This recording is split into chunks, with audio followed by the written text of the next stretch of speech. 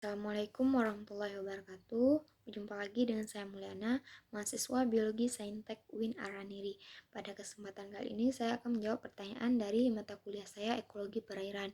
Di mana pertanyaan yang pertama, benarkah keanekaragaman ikan pada waduk lebih tinggi dibandingkan sungai? Jawabannya tentu saja benar, karena dari perbandingan penelitian dari jurnal yang pertama, jurnal keanekaragaman jenis ikan di Sungai Batanggadis Mendaling Natal dibandingkan dengan jurnal keanekaragaman jenis ikan di kawasan inlet dan outlet Waduk Gajah Mungkur di Wonogiri.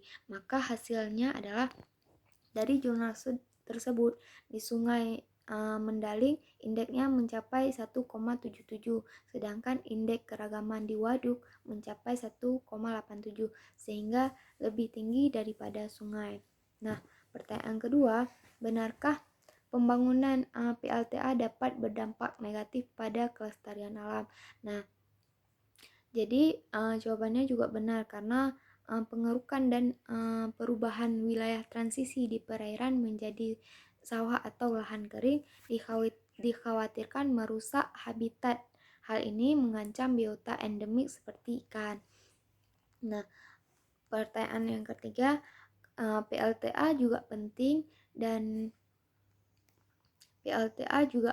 kelestarian ikan juga penting. Lalu bagaimana jalan tengahnya? Nah, jalan tengahnya itu salah satu langkah dari pihak PLTA itu melakukan pemantauan secara intensif dan memeriksa ulang dokumen AMDAL, karena dari situ banyak cara-cara, atau kalau dokumen AMDAL itu benar secara signifikan, maka resiko di lingkungan pun itu lebih minim.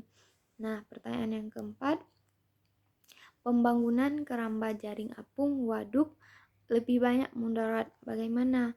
Nah, sebenarnya mudaratnya tetap ada di setiap kegiatan. Nah, kalau keramba jaring apung ini lebih ke efek ikannya, dimana dia lokasinya itu tidak luas, karena ada pembatasan jaring-jaringnya. Itu menyebabkan ketika pakan dikasih pada ikan, belum tentu semuanya dihabiskan, maka ketika sisa-sisa itu dapat membuat air keruh atau tidak jernih. Itu memberikan efek samping, sedangkan kandungan dari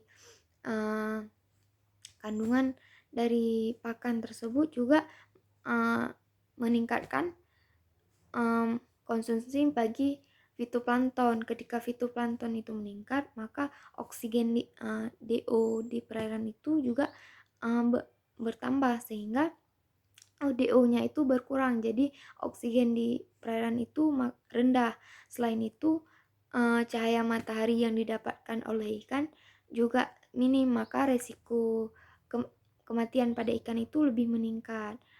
Jadi bagi petani tentu saja ada efek sampingnya. Ada beberapa kasus yang kematian ikan itu yang dengan tingkat yang tinggi, maka petani-petani ikan itu juga memiliki kemudaratan, di mana kerugian yang nilainya tidak sedikit. Mungkin hanya itu yang dapat saya sampaikan. Lebih dan kurang saya mohon maaf. Wabillahi taufiq walhidayah. Wassalamualaikum warahmatullahi wabarakatuh.